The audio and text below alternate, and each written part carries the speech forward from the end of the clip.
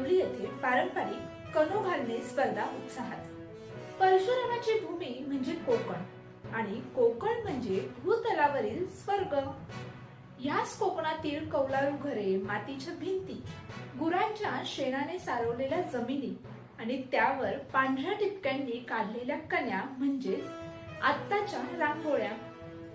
मालवण तालुक्यातील वरची देवळी येथे आंतरराष्ट्रीय महिला दिन आणि सावित्रीबाई फुले पुण्यतिथीचे औचित्य साधून दिनांक 11 मार्च रोजी प्रिया नरेश चव्हाण यांच्या निवासस्थानी ऊर्जा महिला मंडळ वरची देवळी आणि बॅरिस्टर नाथ पै सेवांगण मालवण यांच्या संयुक्त विद्यमाने पारंपरिक कनो घालणे स्पर्धेचे आयोजन करण्यात आले होते।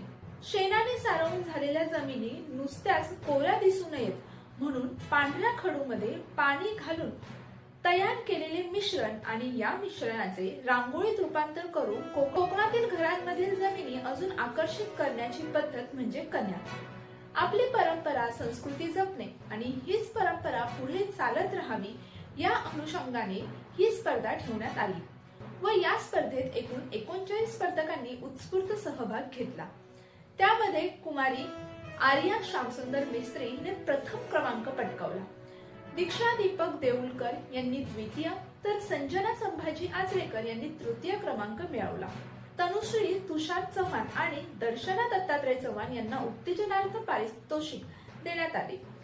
विजेत्या तसेच सहभागी सर्व स्पर्धकांना भेटवस्तू, पुस्तक आणि गुलाब पुष्प देऊन सन्मानित देखील करण्यात आले।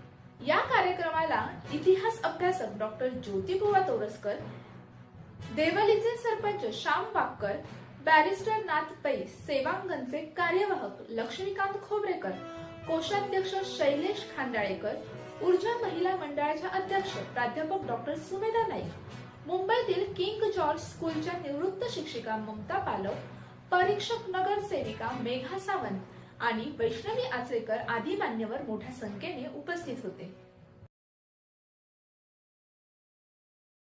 तर काय करू शकता बघा, बायका एकत्र कायमच येतात। तर तुम्ही जबरदस्त आणि सगळी सातेरी देवी, इथली देवस्थान, इथलं ठिकाण, तुमचं गाव हे सगळं घातलात। खूप सुंदर आहे, खूप छान आहे आणि हे गीत कायम